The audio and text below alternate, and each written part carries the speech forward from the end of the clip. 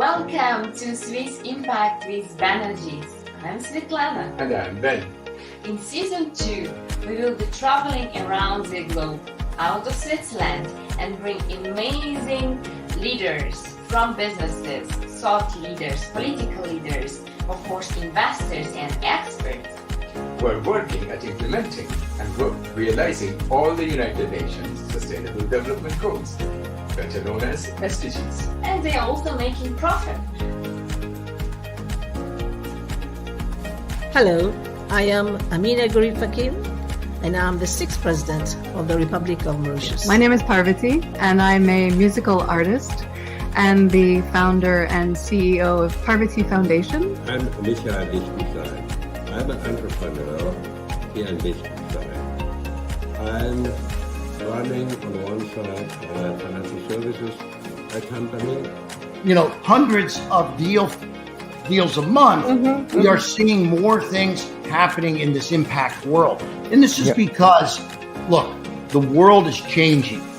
So join us to discover impact investing ecosystem. See you every Friday afternoon at 3 p.m. Central European Time at Swiss Impact with Banerjis. See you on Friday. Act with impact. Good morning, afternoon, and evening to everyone. And good night to our viewers from the Far East. Welcome to Swiss Impact with Banerjis, meaning Ben and myself, Svetlana. Today is actually quite far away day in the sense that we have started this program more than 4 months ago and already broadcasted in 122 countries around the globe. You can watch us on various channels such as IBM TV, Chamomile, and YouTube. And now the new name is P.O.D TV. Don't forget. Exactly. And if you like the show, you can also, in your social media, you can also subscribe it. Or how do you say? You say subscribe. Yeah, subscribe. Subscribe it. Subscribe so you will be informed about new guests coming and the next releases and very special things which are going to happen. Well, for those who are new, what are we doing at our show? We are interviewing special guests from impact investing world, investors, policymakers, decision makers, scientists, and all with a goal to make impact investing the new normal, to inspire people to take an action for the better world, for better future generations. And I think we are doing quite a good job, but we'll tell it later on. Yes. Do you want to say something special today, Ben?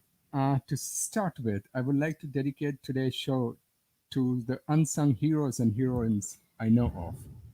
Last week has been very difficult for me, especially because my sister Joya, she was not only one of the most caring and generous person I know of, passed away.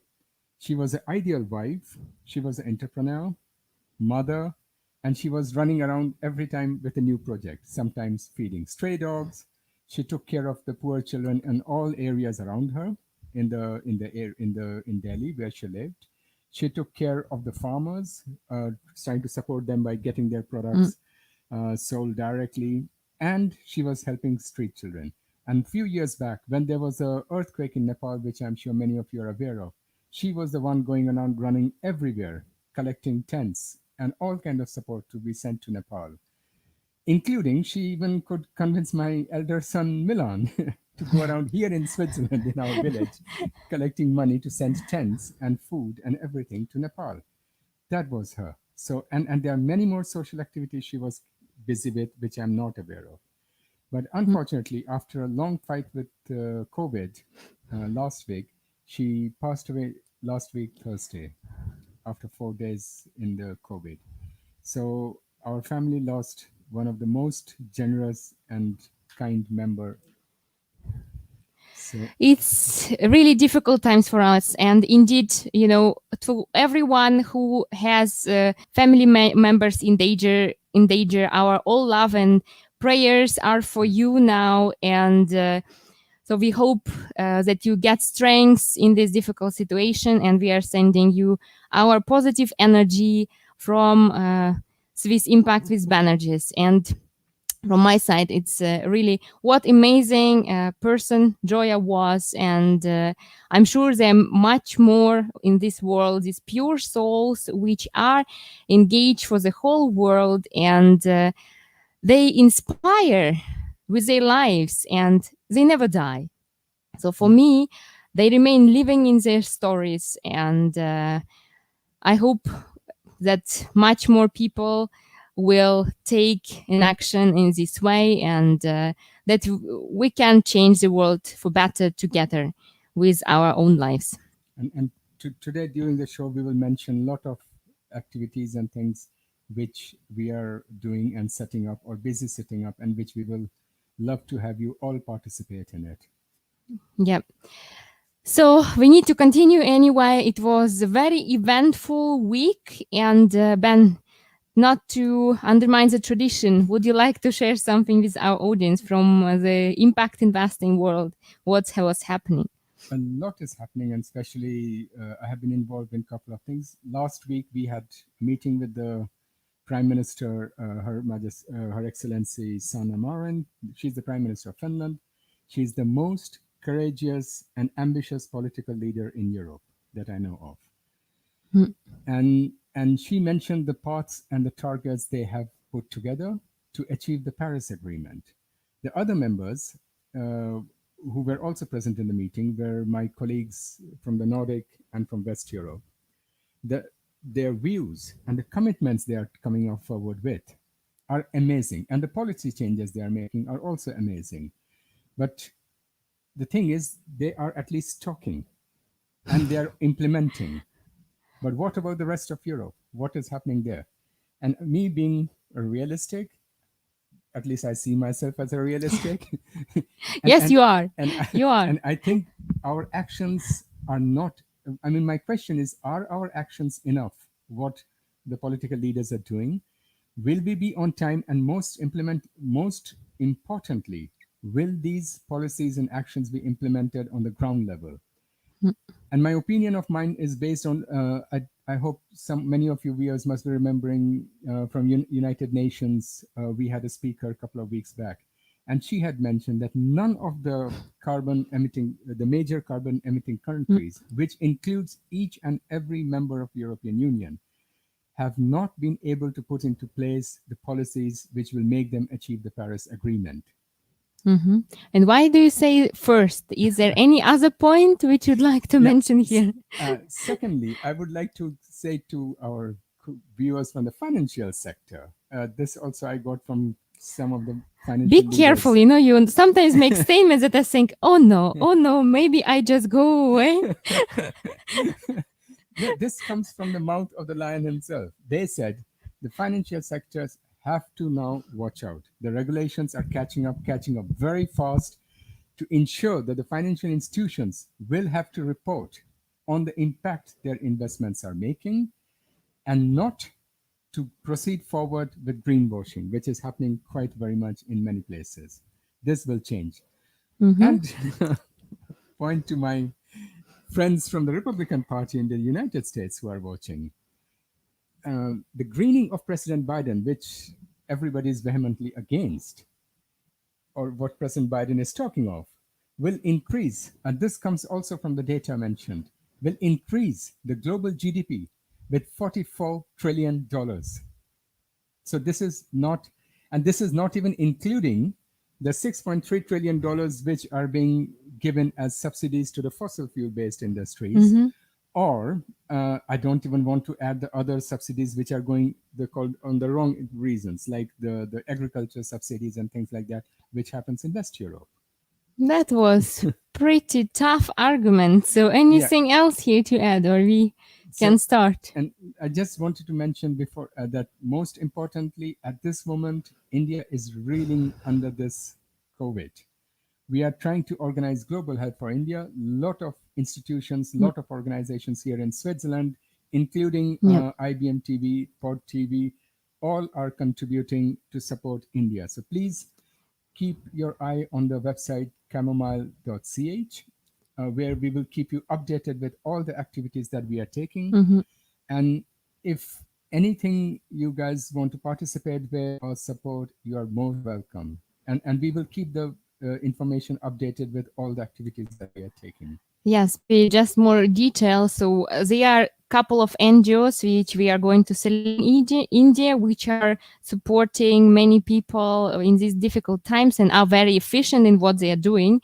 And we want to donate, arrange some donations, and you are most welcome to take in action together to help other people on this planet who are struggling. I mean, one more information I can give is that, for example, day before yesterday, 2 plane loads of machineries left Switzerland for Delhi, which was contributed by the Swiss India Chamber of Commerce.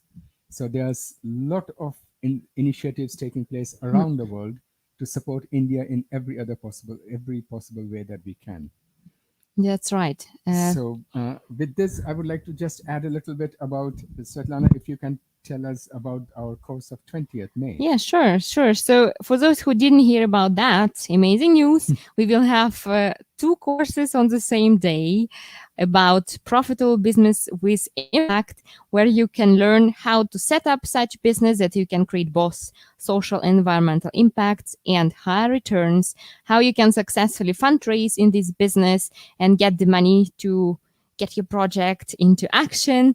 We will also be talking about how to get other support, expertise available, so you can scale your business as well.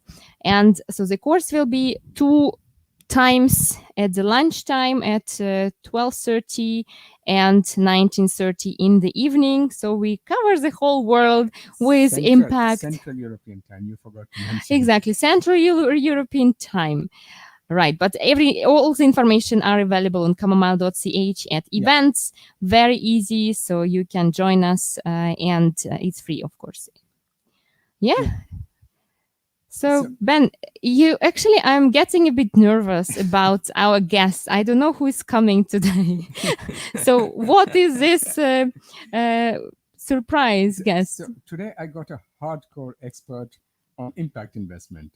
So she is an expert and a combination of entrepreneur, educator, and she's an idealist. Okay, who is then? Of course you. Who else do I know? No, come on, what? So ladies and gentlemen, with this I introduce you Svetlana Banerjee. She's my wife, she's my colleague, and my teacher in this world of impact investment. Thank you, my dear. I think we will talk about it later on. All right. Yes, thank you very much. I am delighted to join the program as a speaker. So first we will start with, I'll just do a short introduction. So with this, I will welcome Svetlana. And so this time you are going to be in my opposite table, who is the founder and CEO of Chamomile, which nearly all of you know of, the impact community of Chamomile. She's running the Impact Investment School, where most of the trainings to financial institutions is given to. She's board member of the same organization where I'm also on the board. That's the Swiss Impact Investment Association, president of Galileo International Impact Center, TEDx speaker, lecturer, and of course, the co-host of our weekly TV show. So I may be knowing the answers to many of these questions today, which I'm going to ask her, but I'll ask it on behalf of the audience so that you know what we are talking about. So can you say something about yourself, which I did not mention for the audience? Well, I think, did you say that I'm a mother as well? Oh yeah, she's a mother of our 9-month-old son. Yeah, so. Because many people ask, how can you combine all this, what you're doing, and still look so good. Thank you, my dear. Thank you. I appreciate it. Yeah, well, usually what I answer is yoga, because I'm also a yoga teacher, and otherwise it wouldn't be possible, as well as COVID. So we have some positive impact, which allows to be very efficient and do many things at the same time. But maybe to add, yeah, I'm an ex-banker. For those who don't know, I come from a very hardcore traditional banking and finance industry. And I'm the citizen of the world, how I like to say it, because even though I come originally from Russia, I'm also Swiss, French, and what I believe is that there are no borders for people, and the planet is our home. Exactly. I remember the story, but I'll think about it later. I'll come back to it. So to start with, what is your personal understanding or feeling behind the term impact investment? Okay, well, usually I say first the definition that is generally accepted is that impact investing are investments which create positive social and environmental impact beside financial return. And of course, this impact is measurable. But for me, it is much more than that. It's people and businesses which care about the planet, about the environment, which have an underlying mission. And then once you have that, it's really quite easy to see what is what. Is it sustainable investment or it is impact investing? When you just dig a little bit deeper, then you see the true motivation behind the business. Is it still profit driven, or is it really mission driven and there is much more behind? So it's has the social and environmental component.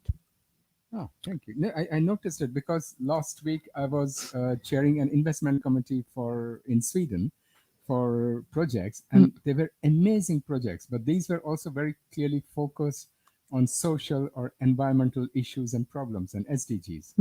So I think we have to keep on. It is easier to look this side, but then the audience, we have to keep on looking at the camera. Look this side. So what motivated you to move to this sector? Well, it was a long move till I even knew that it even exists, because when I started my studies in banking and finance, I did know nothing about impact investing. I didn't know it even exists. So obviously I was not motivated by social and environmental actions at the beginning, but once I discovered that it exists, and it happened when I was working at the family office, which was running 3 commodity funds. And commodity industry is not the most sustainable one, right? And one of our very inventive portfolio managers and directors, he had an idea to establish sustainable mining fund. And we would be pioneers, there was none such fund. And this is how I ended up writing my thesis on the topic commodity stocks, sustainability and performance. So we wanted to figure out whether sustainable mining funds are also more profitable than non-sustainable ones. And interestingly, even though, at that time, it was in 2010, I think, there was not much of research data available. Still, you could see the progress from 2000 to 2010, that there is much more mining companies which are sustainable coming to the market, or like they're transforming their businesses into sustainable. And when I was writing the thesis, I was crying. Did you cry? No. Yeah, because I really dig deeper what those mining companies are doing in various countries with environment, with local communities. It was just like mind-blowing thing that, wow, I was not aware of these issues that we are facing. And this is how I learned all of the terms like responsible investing, sustainable investing, impact, and so on. And this is how I said, okay, this is definitely that I want to continue, but I want to do something good with finance. This was when it happened. And also when financial crisis happened in 2008. I don't know how many of you remember that, but everyone was blaming financial people for what has happened. And it was such a shame for all the bankers. What? They should. Yeah, but I was studying that topic, right? So I was like, oh my gosh, what am I studying? And the subprime problem was quite exactly. So this is when I started to think about, how can we do something good with finance? And so my search started this way. And when I discovered that it exists, of course, I wanted to move forward to sustainable finance. But it's not that easy, I tell you, especially at those times. A very limited offer, very few people know that it even exists. And I did my best to kind of go to this direction and join a sustainable bank where I believed I could start my journey. So, but I can share more during today. No, because sometimes I think a lot of things start with a good intention, but they generally don't end good. Like we are all talking about moving to palm oil or the bio oil, but we very often we are not aware of how much damage this is being created in countries like in Indonesia or in the Amazon, where forests or virgin forests are being destroyed to create a product which is basically supposed to be a good product. So this is, I think, same with the mining, that sometimes we use products or substances which we think we are doing very good by using it, but we are not aware of the fact where does that raw material come from and under what situation and what circumstances. Absolutely. And I've been honored to visit even one mine in Sweden. I can say that. Mine in Sweden? Yeah, a mine. I've been to mine site to see what when kind. I think of mines, I think about Africa and Asia. No. In Sweden, of course, North Sweden, Aitik copper mine.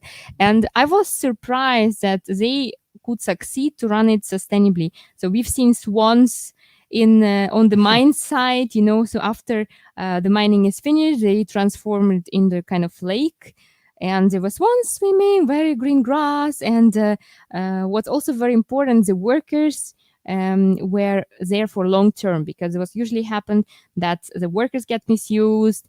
They are not having sufficiently enough equipment, or dresses for mining. And this undermines their health.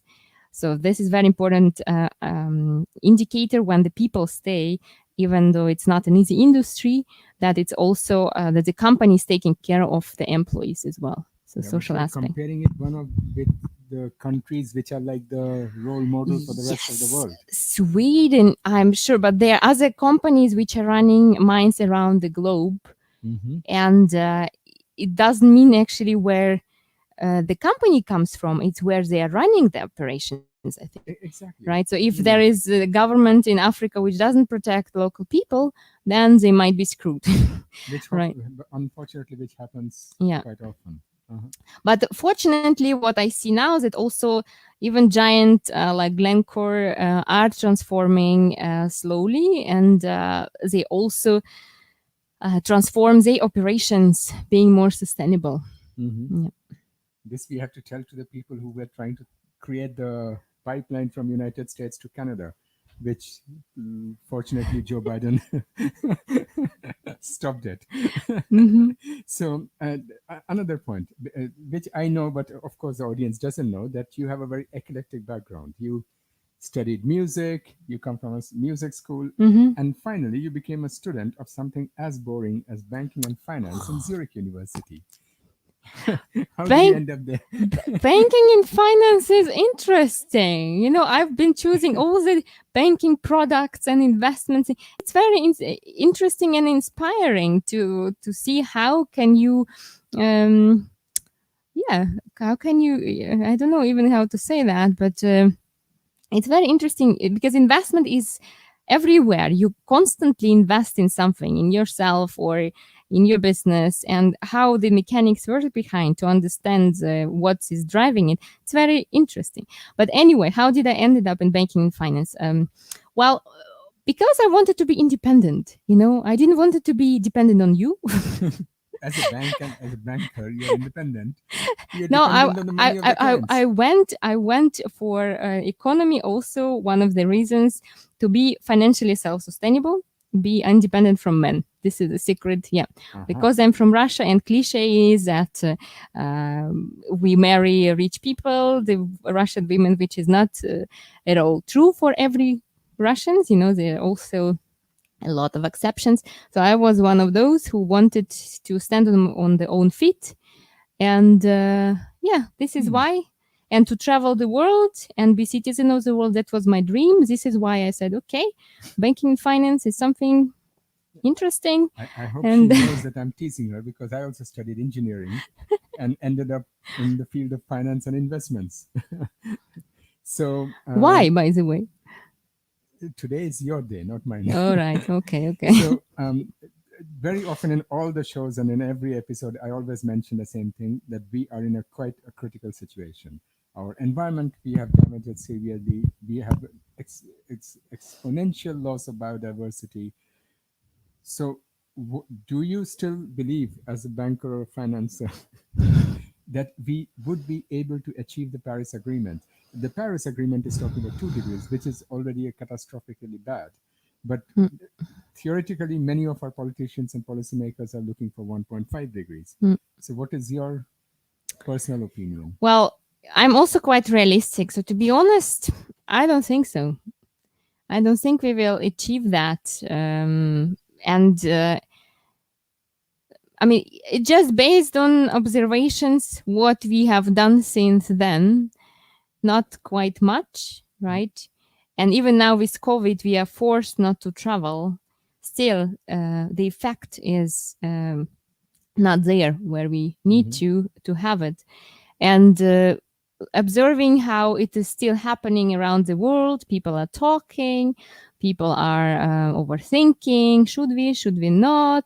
We care about the profit, so we are still not moving.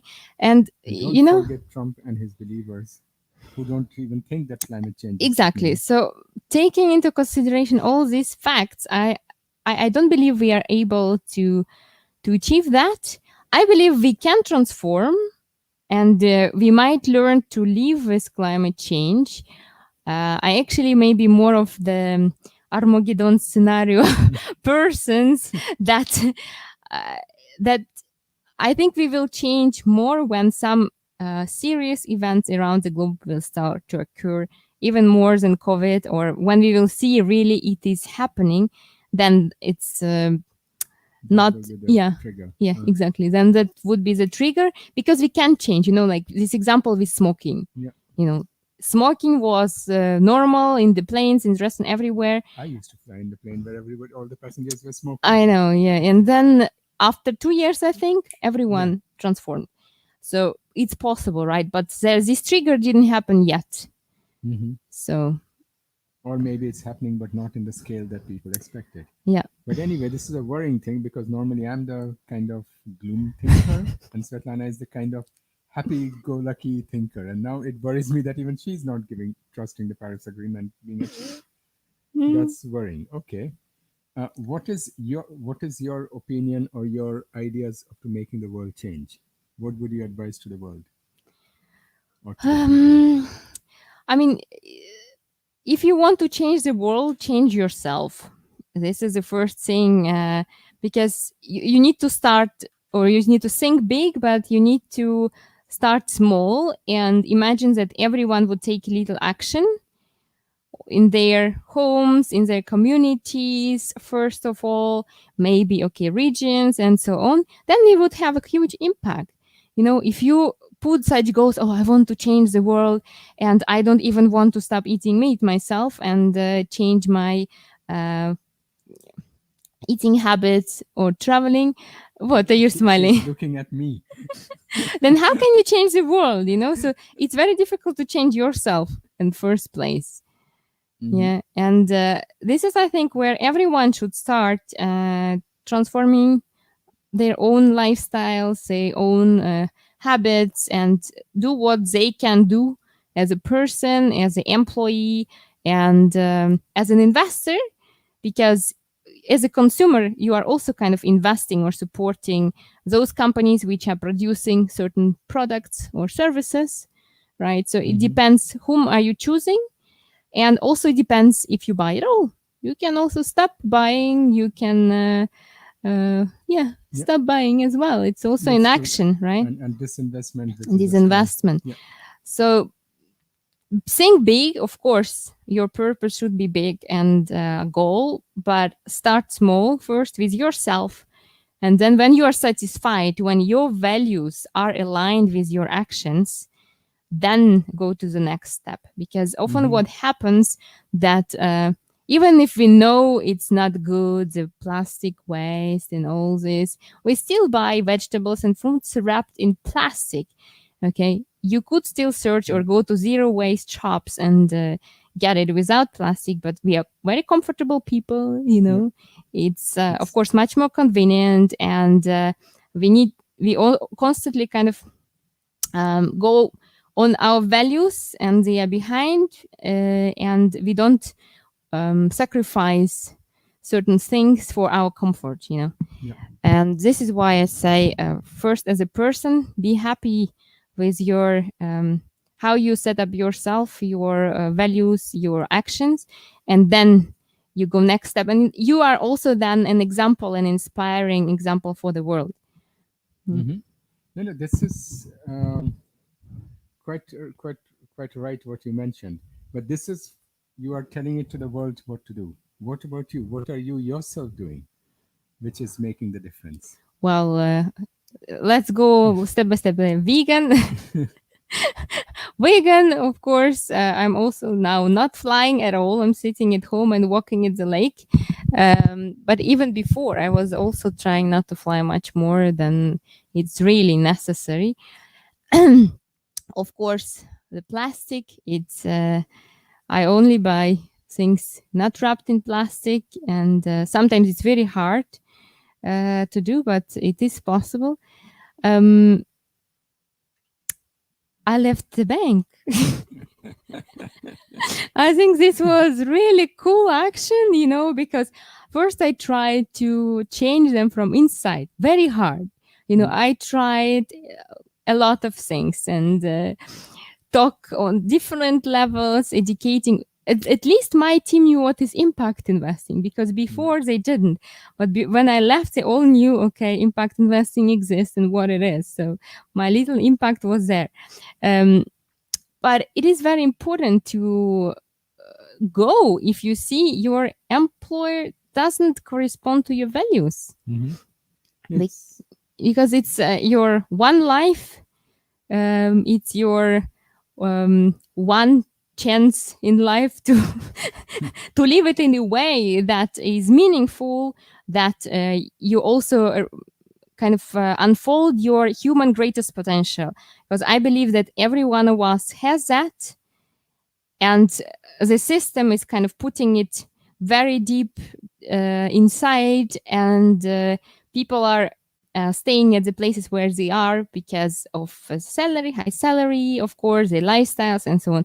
But deep inside, they are suffering because they are not happy because of what they are doing, right? So this step is, of course, not easy to make if you have a family to feed and so on, but it's always possible to find a solution. There's always a way. This I believe in. Yeah. So this was also one of the actions. Investments, of course, also I only, my little pension fund that I have is invested in sustainable way.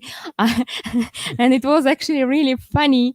When I first called them, they said, so I said, I want to invest in something else that you guys do for me. They said, what is it? I said, yeah, it's such a sustainable investment thematic, maybe in water, sustainable water, then circular economy and so on. And they were like, we don't know. And I said, I know. So here are the ISINs. I want these two funds, please. So, and then it worked. So yeah, I go with her to restaurants, and then we have quite a big discussion that every restaurant, when she explains what she wants to eat. Oh no, come on, please don't embarrass me in front of everyone.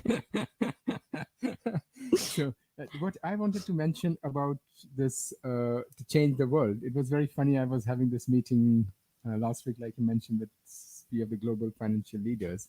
And one of them is the head of the Norwegian finance. He mentioned three things which are very important. One is sustainable finance. So everybody, all of us should look where our pension is, where our savings are, where is it being invested and things like that all of us can look into it. Secondly was the procurement. And just go to your city, to your state, to your country, to the government and ask them, where is the government buying its products from? Is the products which the government is buying, because governments are one of the biggest buyers or purchasers, whether those products are green and innovative. So this you can ask. And I know, for example, the mayor from Seoul, from South Korea, they have been busy very, very successfully the last, I think, 5 or 7 years with their procurement. And this is really very powerful tool to change the market. Third is the green transformation. Everybody's talking about transformation, but the focus very often is on transform technology. So everybody's looking for the technology to come, which will save us, and the world will be green and beautiful and wonderful. Other is finance, which I also personally believe in, and which also that finance is the most powerful tool which can make a difference to change the world. But very often we are forgetting it is also people like you and me and all of us and our way of life, because this is also that we have to change. Thank you for supporting my ideas.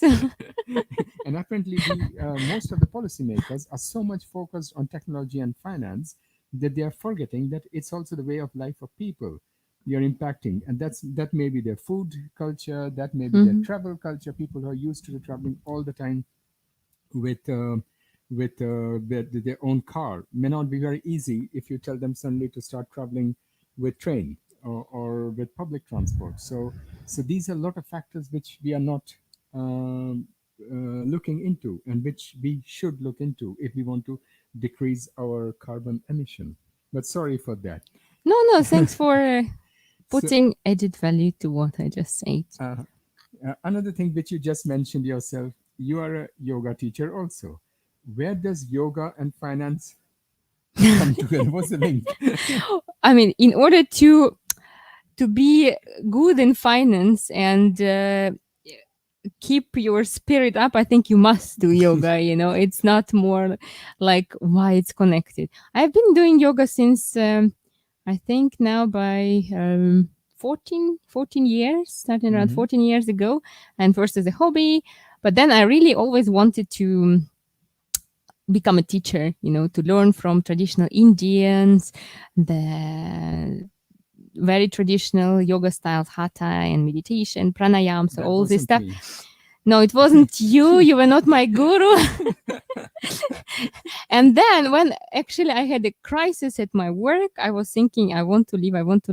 And then this enlightenment thought came like, what do I really want to do? And then I decided to go even for 10 days to India to learn that. And I think that was one of the pivotal points in my life,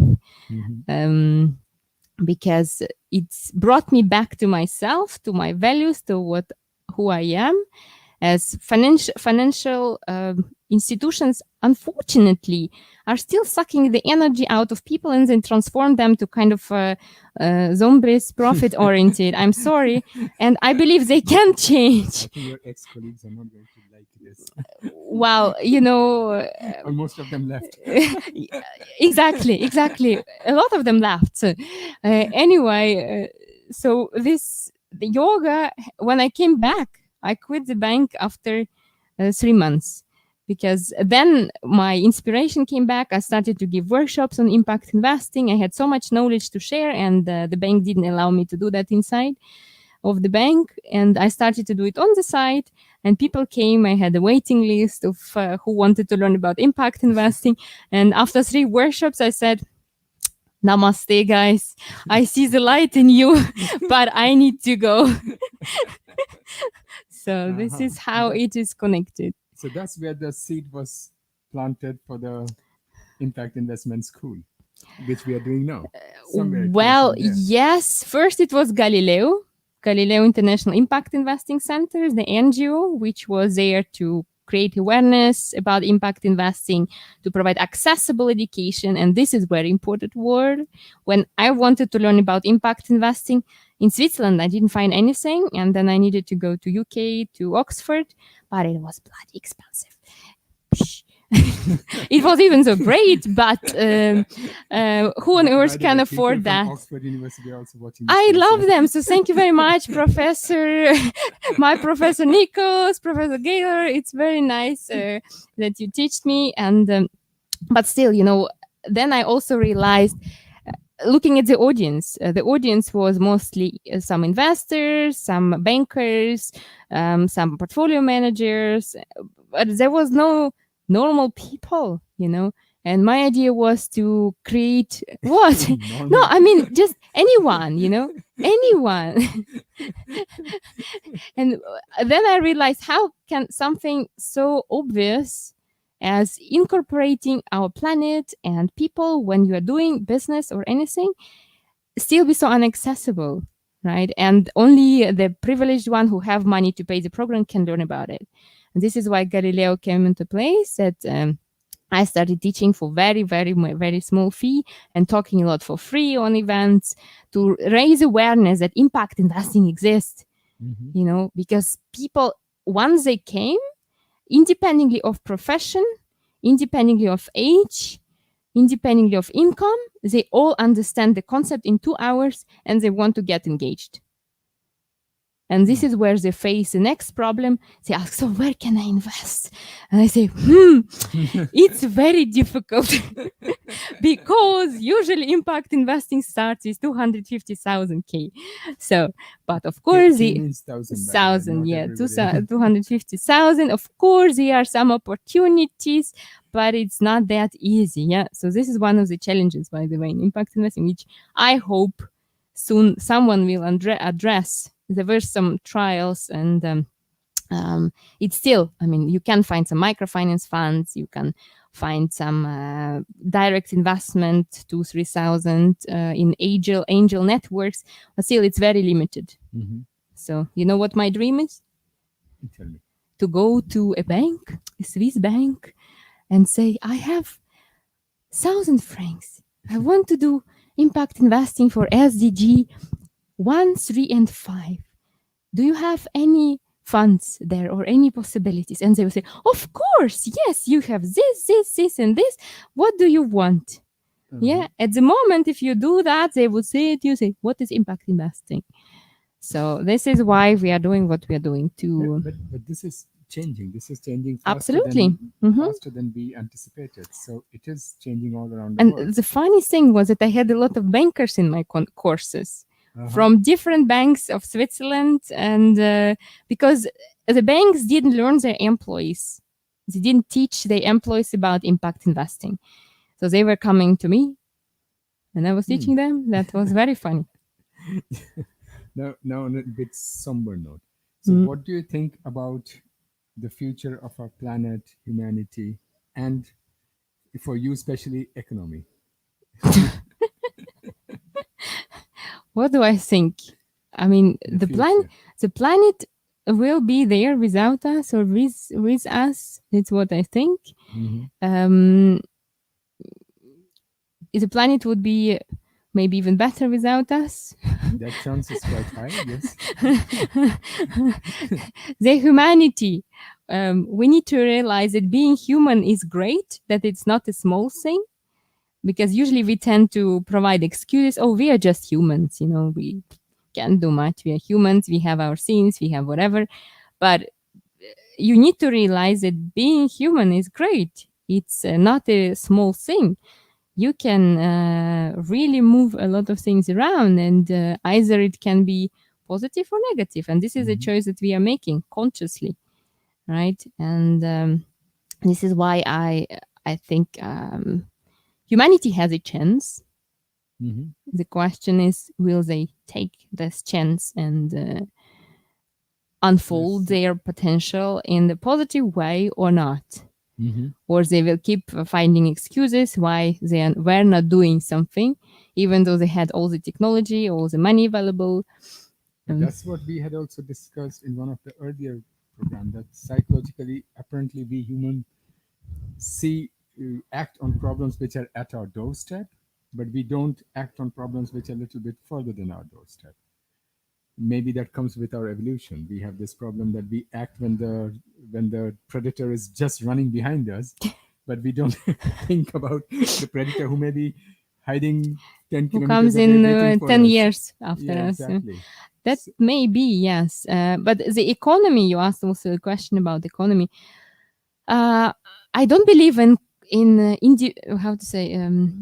the economy which is supposed to grow and grow and grow and grow and grow, and there is no stop. So I see also that traditional financial markets are still built on this theory that the markets keep growing, that we need to make people consume even more in order to make sure this constant growth is there, so we can get our profits and shareholders can be happy. So I don't believe in that. This is why also in impact investing, and when I teach, I talk about growth. It's very important thing. When you're starting your business, you need to actually already think how big I want to grow to still remain sustainable, to still remain impactful. Because if you grow too much, you might need to sacrifice your impact for growing more, for making more profit, for making more money, of course, and then you compromise your impact, because growth is very important component for sustainability. Okay, no, that's a good point. I think there was an Indian professor who won the Nobel Prize on this, Professor Singh, that unending growth is not only not possible for economy, but it's also bad for economy. Absolutely. My next question, again, back to the old. And maybe, can I add something spiritual thing here? Yeah, go ahead. So, like, today is your day. Oh, so imagine you are the king of the planet. Yeah. You have everything, right? You have everything. You have all the financial resources. You have all the castles. You have all the environmental resources, all the women, all the relationship. You have everything what human can ever dream of, because usually we tend to have money, but not bad relationships or vice versa. So we are constantly missing something. But imagine you have everything. You will be still unsatisfied. You will want more. You will want to look where? To the stars. So this is our human nature. And when we realize that, we should look inside. Yeah. Which is quite true, because I've been often in Hollywood and I have a lot of friends who are all billionaires. They are one big unhappy lot. Compared to the fact, when I was a kid, I used to sometimes travel in second class or third class in India in the train, which is really very, very poor people who have very, very little. And they were far more happier. And I saw much more happiness there in them than I saw among the billionaires around the world. So happiness and money sometimes works opposite to each other. Yeah, absolutely. And let's face it, we are the most comfortable generation which has ever existed in humanity, at least which we know, existed. Yeah. But are we more happier? I don't think so. We are not the most happier generation. That's true. That's very, very true.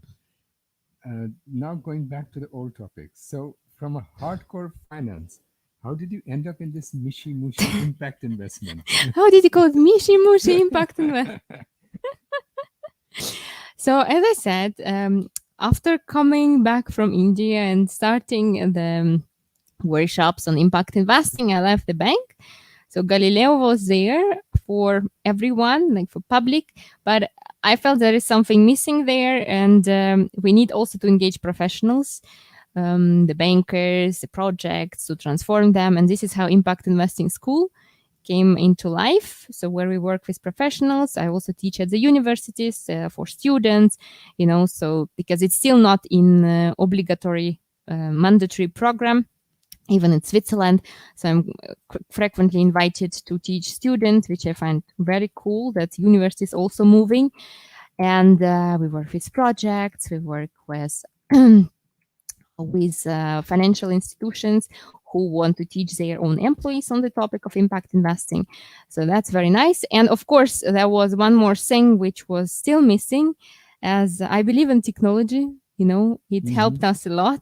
And the dream was at the time of Galileo already that we need a platform where people can find each other, investors, projects, anyone, newcomer, experts, in order to make this capital transformation and capital shift more efficient. Yeah, because what I used to hear that, there's not enough projects, there is no capital to find. And as a one person, you can connect some projects and investors, but it's very inefficient. So you need some platform there. And this is how we started to work on Chamomile. That's the secret. Yes, and it was a long journey, almost 2.5 years, and then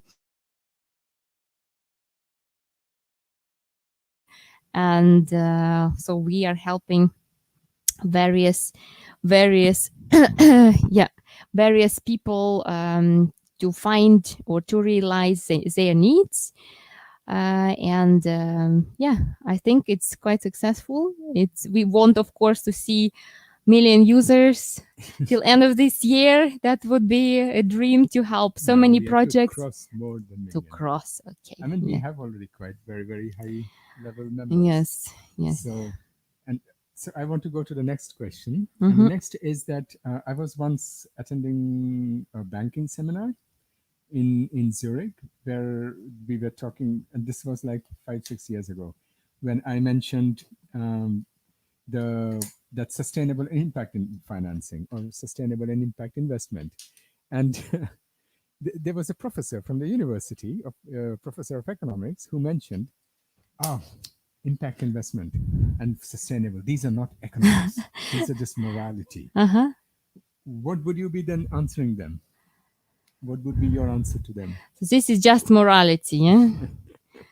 That's very good excuse, I would say, not to do things and not to transform. But if you look at it purely as an academic, that you're an academic of economics, and somebody comes and tells you about impact investment or sustainable, and you as an academic look at it and say, nah, this is not economics, this is morality.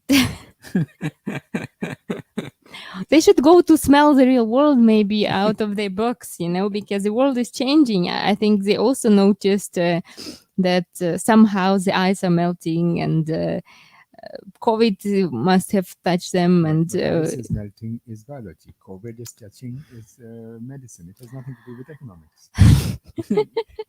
If it is a pure academic, a professor of economics, what will you tell him? Maybe you should retire, no? The world is changing. Again, the world is changing. Impact investing has its place.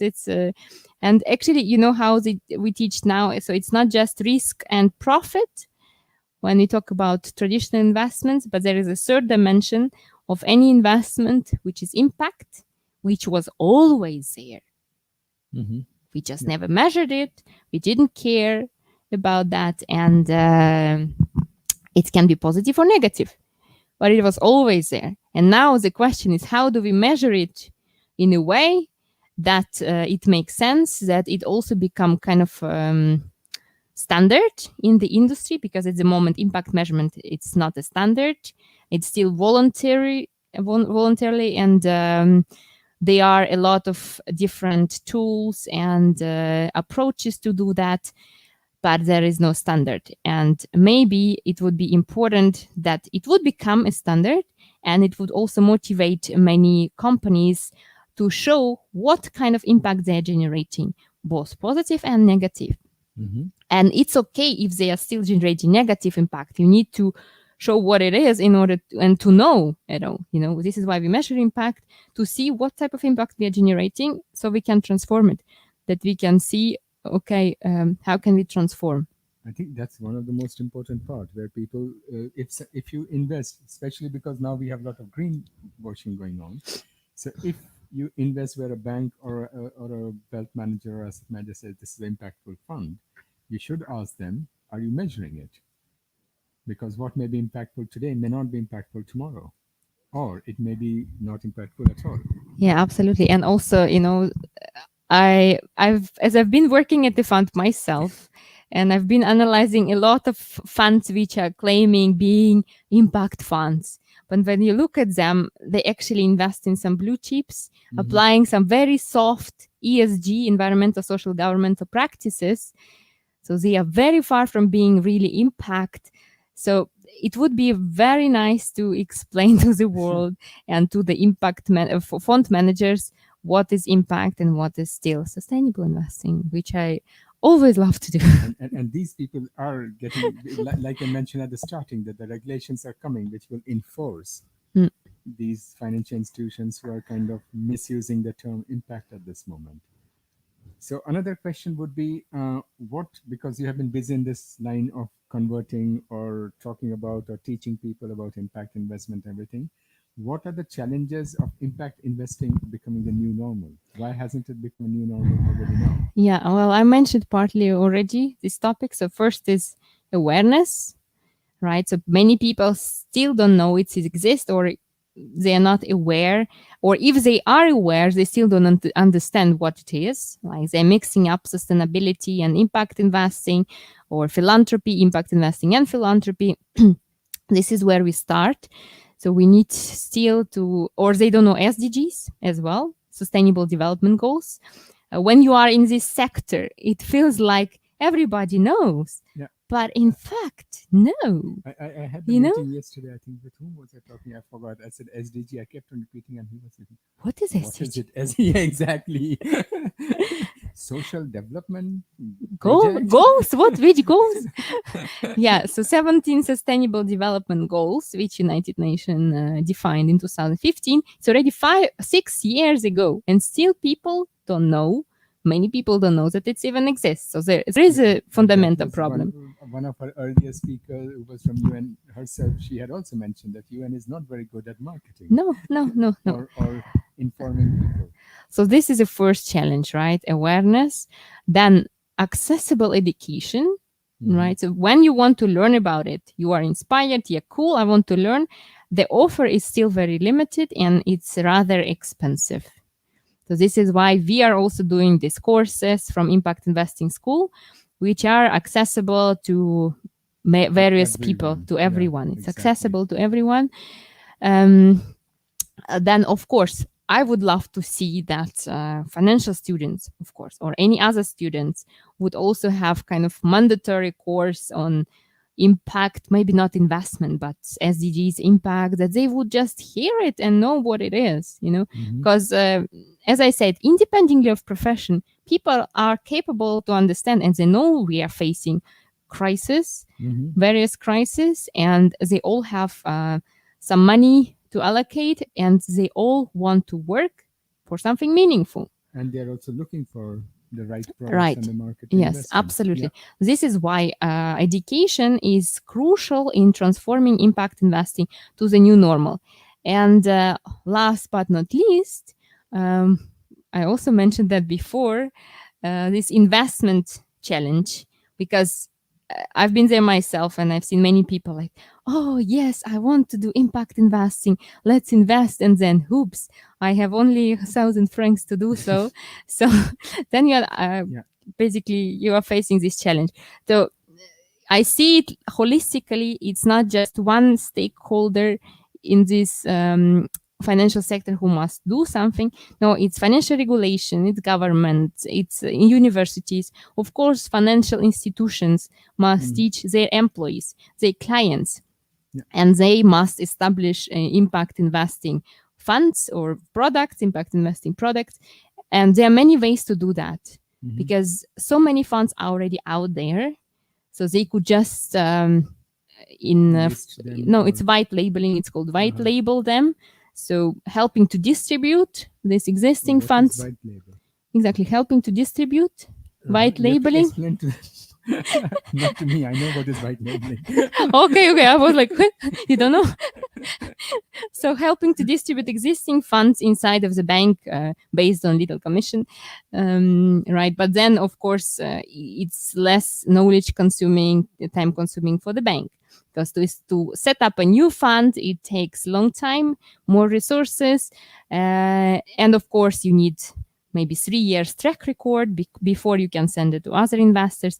It's usually also common excuse for new impact investing funds.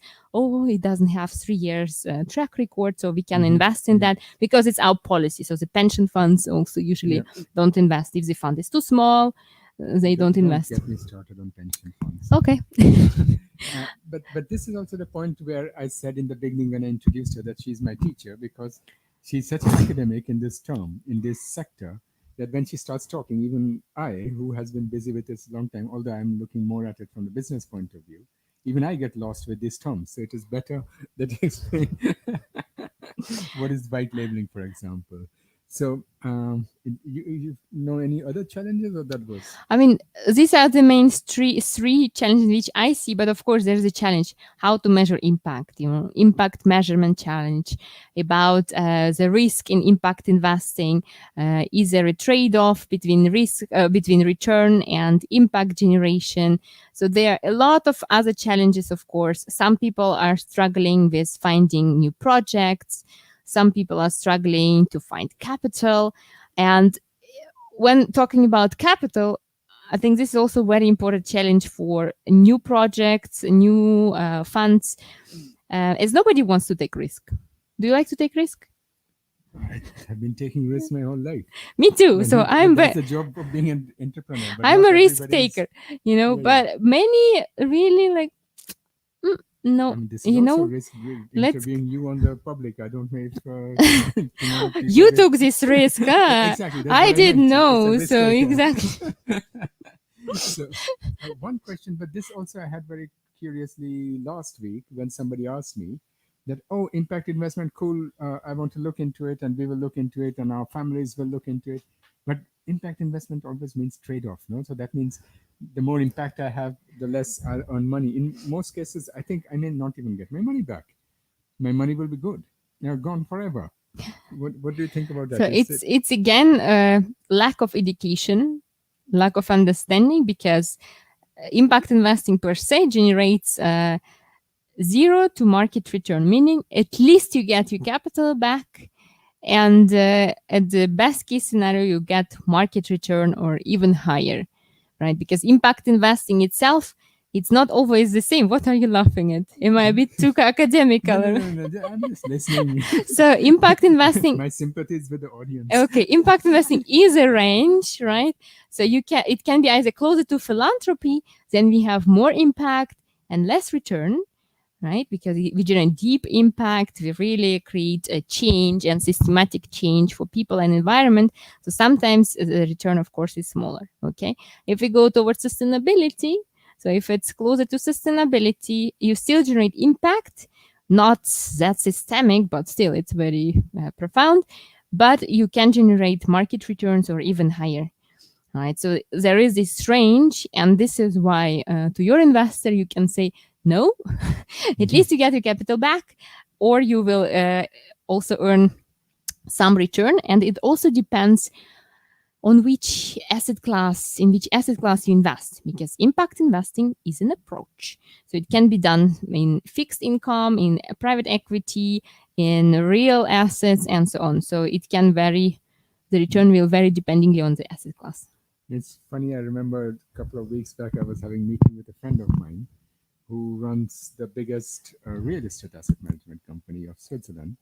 And I said, oh, we have a renewable energy fund, which has a yearly return of 25% plus the last quite a few years.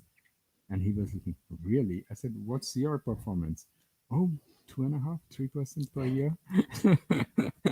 Yeah, exactly. So we only there were a couple of more zeros behind their assets than behind our assets fund, but still.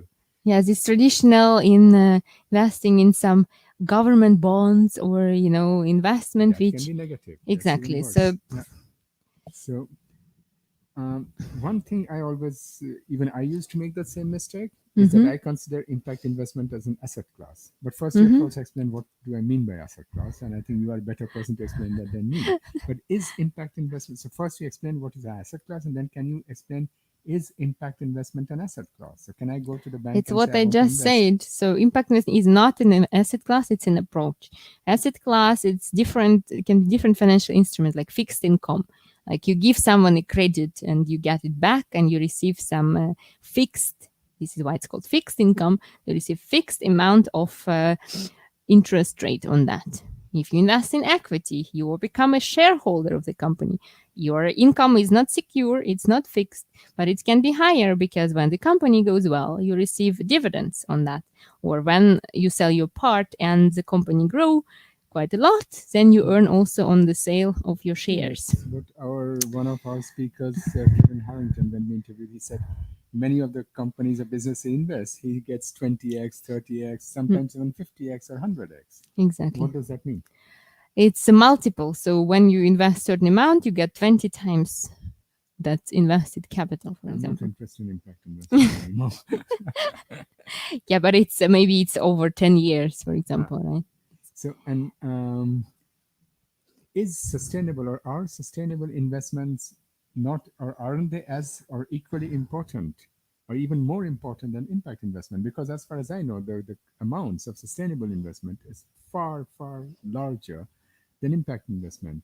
And as institutions usually cannot allocate big amount of capital into impact investment, and that's one of the reasons why they do mainly in sustainable investment. So if you look at the global project of the amount in sustainable investment and amount in impact investment, there's a huge, huge difference. Let me ask you first, what is the amount of sustainable investment worldwide I currently? think it was few trillions. 30.7. Yeah, exactly. Few, it's a bit more than that. And impact is around not even 1 trillion yet. 800 billions. Exactly. Yes. So the problem is that in between impact investing and the sustainable investing, it's also there are different approaches, right? And we start from very simple one, exclusion. Meaning, so we just exclude some industries like weapon, tobacco, alcohol, pornography, gambling out of our investment scope. And then we call it responsible investing, or some people call it even sustainable. And how much money is there? A lot. 2/3 of this sustainableness. So 20 trillions, around 20 trillions are just in this exclusion thing. Okay, this is where we start. So there is a big potential to transform into much more sustainable practices, including environmental, social governance criteria, much more than just excluding certain industries. Right, and I always say that we need sustainable investing. It's not that impact investing will solve all our problems and the future will be bright and gloomy. No, so I always say Bright that, and gloomy. like you said, mishy-mashy impact Yeah. investing. So now you got it back. So I always say we need sustainable investing because they have the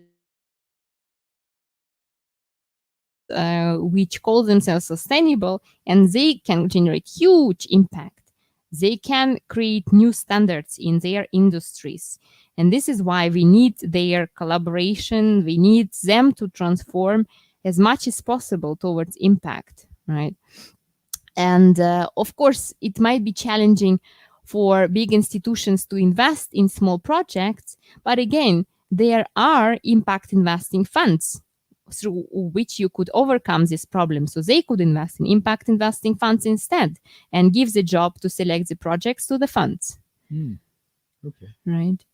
No, that's So nice. so it's again, we need sustainable investing, but we need true sustainable investing, and we need them to transform and see impact investing as an example of systematic change, of that they really mean it and not misuse it as marketing. And there is a flow of funds from the sustainable investment into the impact investment.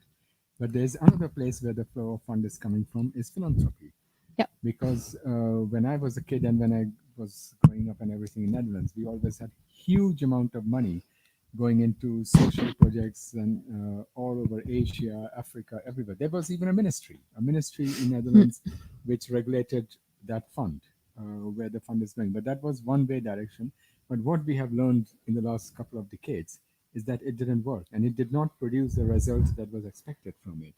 So now, most of the countries, I mean, Netherlands is in fact the most, if not one of the most, it is the most advanced country in the field of impact investment, that they are doing it as an investment. So there is an inflow of fund from that angle also. Absolutely, and I've been working also with a couple of NGOs.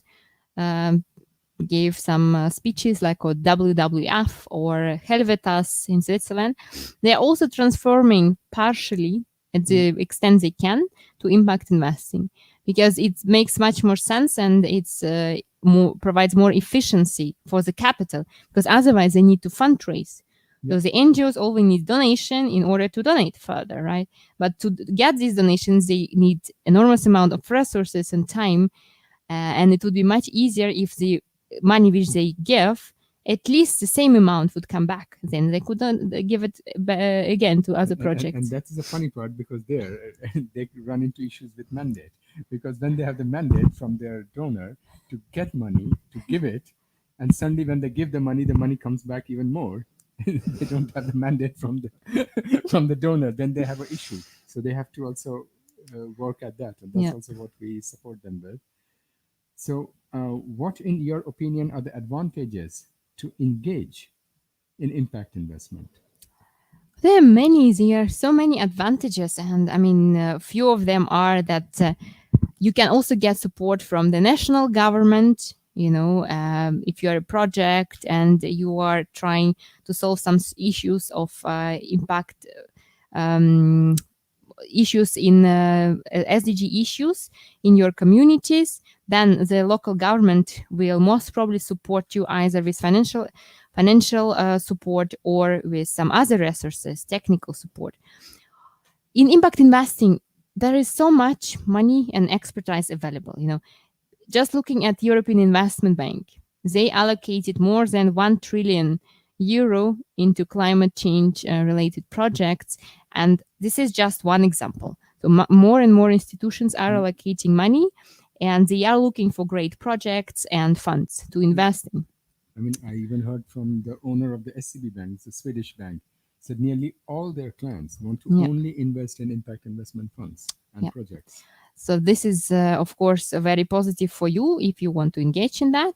Expertise. Much more people want to work for something meaningful. So if you are in impact investing fund, or you create yourself a business which generate positive environmental, social impact, you are most likely to find even some volunteers at the beginning to work for you because they believe in your mission.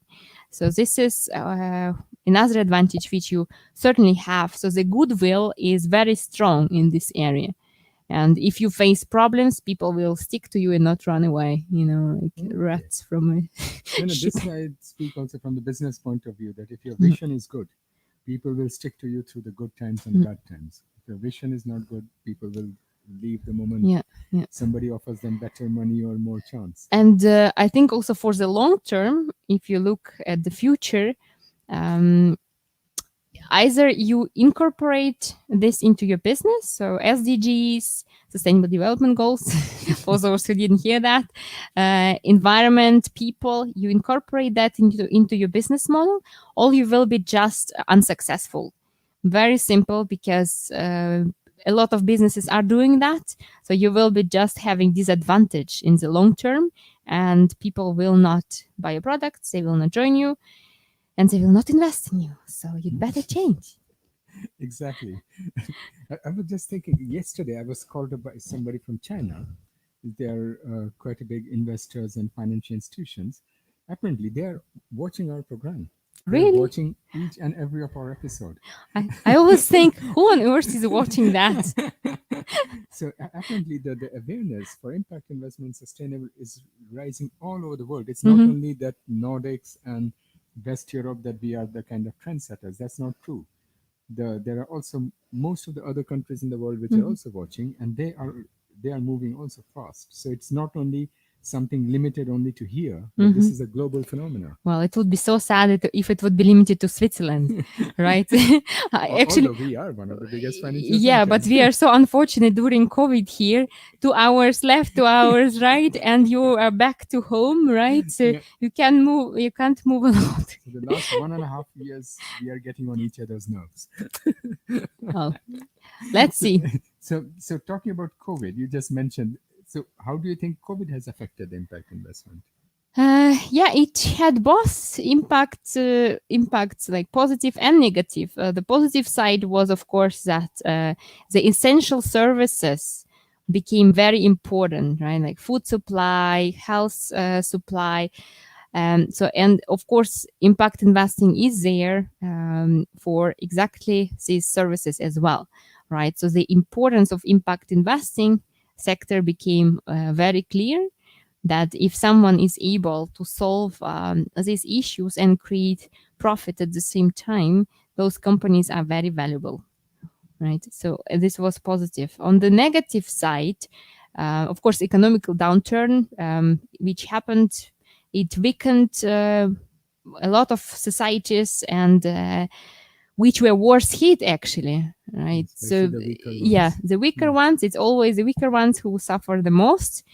And this is what happened again, like women, farmers, they all were hit, even though the farmers have nothing to do with that, but still they are suffering. And the positive side is, of course, that people are much more aware of impact investing and more money is flowing into the sector right now. And people also have seen that when this happened, the traditional markets collapsed. Okay, they recovered afterwards, but still, there was this downturn again, you know, help of the government money, whatever. Money. Again, they recovered. About recovery, I just want to add something. If you look in US, the recovery, the Wall Street did always good, and its recovery was fast. But if you go to New York, the small businesses, the little businesses, most of them are either bankrupt or they're all facing extremely hard time.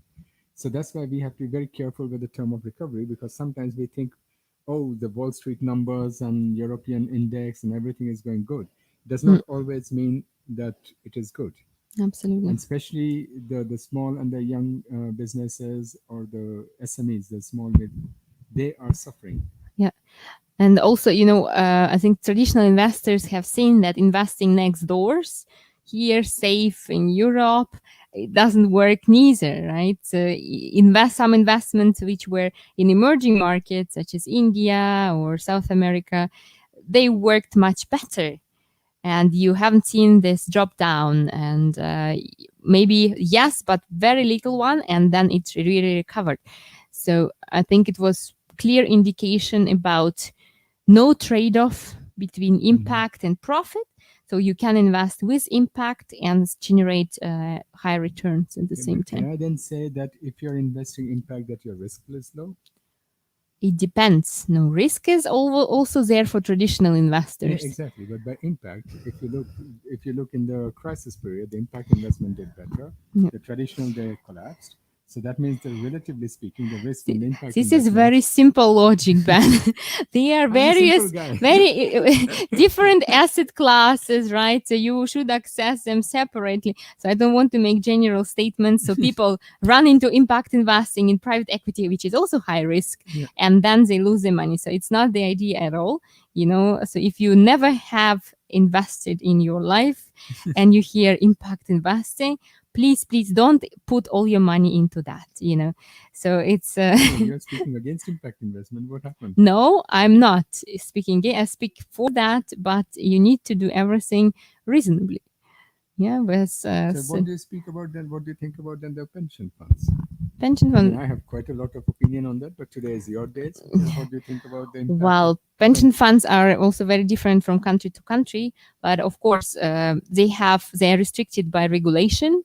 And if they are restricted by regulation and invest in traditional investments and then suffer, then there is a problem, right? So and that's where we have to work at the exactly, because then the regulation has a problem that they limit pension funds of investing in something which is more safe sometimes and more profitable, and this is not the right thing anyway. And also in Switzerland, it's the same situation. Pension funds are quite limited in this sense.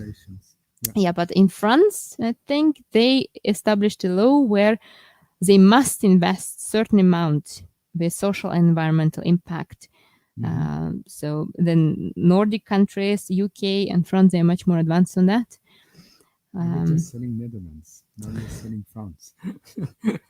She's French, by the way. Also, I'm citizen of the world, to remind you. So, and since we're talking about financial institutions, what would be your advice to financial institutions to help them transform impact investing to the new normal?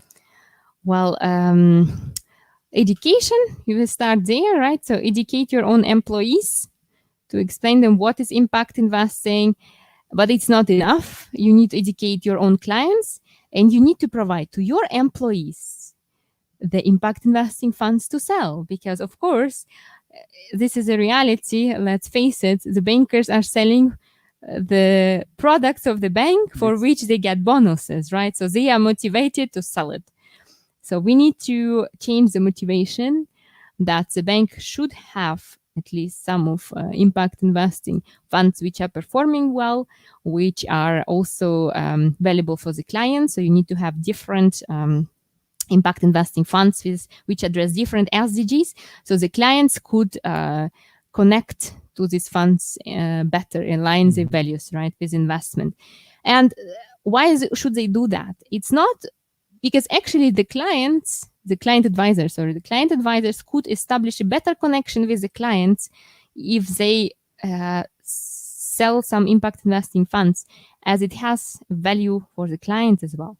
And you can establish better relation because clients nowadays, especially in private banks, they are so educated. They know sometimes better than client advisor what is out there. And they do impact investing with some small companies because they're doing it and not with their own banks. Which is a loss for the bank. And it's Exactly. So this is a loss for the bank. So you could gain more money if you would, if you follow these advices, you could regain your client, put more money into your bank as well from the clients. And for the employees, it's very important because you create meaning for them in a sense, so they wouldn't leave. Right. So this, I think, it's very important. I think you touched a very important part about this bonus system, because I was speaking to somebody a few days back. He mentioned that, for example, in BlackRock, Larry Fink has made a very strong statement on sustainable and impact investment and about how BlackRock is going. But somebody mentioned that it's not going to be easy to implement it because he, from the top down, may have said that this is what we are doing. But the whole base and the lower side is still a bonus earning employees, and it's not going to be easy to change that mentality and that working culture. Absolutely. So this is quite a long push. So how do you see the future of impact investment in the next 5 to 10 years?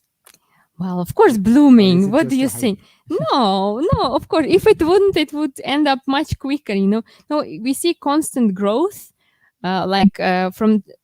from 2007 to, a bit earlier, from 2005, I think, till today, from 50 billions, it increased to 800 almost.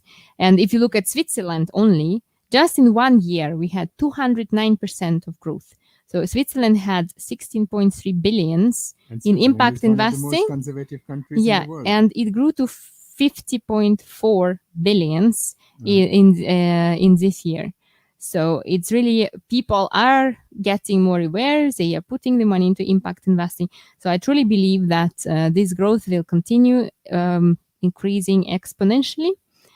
And I hope that Switzerland would take the step and transform to the most sustainable country and most sustainable financial sector. That would be great. It's working because we are working. Well, they are working on that a bit slowly, I would say. Okay, she doesn't have any patience, but that's something. I think most of the viewers have noticed by then. And when do you think impact investment will become the new normal? When it will become the new normal? That's a good question. I mean, I'm not a prophecy maker, but I could, maybe in 10 years, maybe in 20 years, I think we will be much farther than we are now. So if not the complete new normal, but it will be much more spread. And of course, ideally, we should transform the whole financial sector into sustainable and impact investing, because there is who say that finance can and should become the force for good, or it will cease to exist. That was the French.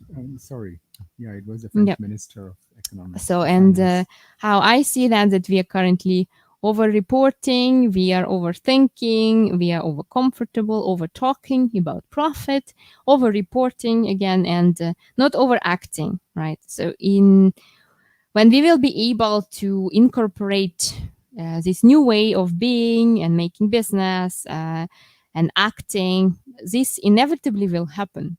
So the change happens with action. And so by shifting the capital, we can not only improve social and environmental state of our planet, but also as an ex-banker, I always think about my ex-colleagues to provide dignity to financial people, and so they can work on something meaningful and be proud of being a banker or financial person. Unfortunately, now the time is running out. Really? So Oh. It went really fast. There's so many other things I wanted to ask, but we'll do it again. So thank you for making me talk today unexpectedly so much. So I just wanted to say that next week we have an amazing special guest. So it's next week our focus will be very strongly on the agriculture sector, the impact, the innovation, where is it going? What are the policies which are being worked at? The direction is taking, and this will be spoken by one of our very old friend, and also that's Her Excellency Professor Dr. Amina Gurib-Fakim, the President of Mauritius, and she's a biodiversity scientist. And we will also have from the German and Dutch government ministry, and Jerome Remmers from the TAPP coalition in Netherlands, who are also advising the Dutch and the German government on agriculture on this topic. Yeah, and remember watching Chamomile, and our next course on 20th of May will be held 2 times. So keep watching Chamomile and register for the course today. So whatever she spoke today, she will be teaching. And please. No. It will be less. It will be more relaxed with more practical examples. You will enjoy it. And please keep supporting India and keep praying for what is going on there. And we will keep you posted with everything that is happening and what we can do in our little humble way. But because keep in mind, it is the world's 3rd biggest economy. And it is also the world's largest producer of vaccination. So whatever happens in India will impact the global economy and global health. So we have to be there and stand there and support them. Yeah, so thanks for watching us today. Act with impact, I guess. Thank you, and goodbye for now. Bye, everyone. Till next Friday. Bye-bye. Welcome to Swiss Impact with Banerjis. I'm Svetlana. And I'm Ben. In Season 2, we will be traveling around the globe, out of Switzerland, and bring amazing leaders from businesses, thought leaders, political leaders, of course investors and experts. We're working at implementing and realizing all the United Nations Sustainable Development Goals, better known as SDGs. And they are also making profit. Hello, I am Amina Gurib-Fakim, and I'm the 6th President of the Republic of Mauritius. My name is Parvati, and I'm a musical artist and the founder and CEO of Parvati Foundation. I'm Michael Lichtenstein. I'm an entrepreneur here in Liechtenstein. I'm running on one side a financial services company. Hundreds of deals a month. We are seeing more things happening in this impact world. And this is because, look, the world is changing. So join us to discover impact investing ecosystem. See you every Friday afternoon at 3 p.m. Central European Time at Swiss Impact with Banerjis. See you on Friday. Act with impact.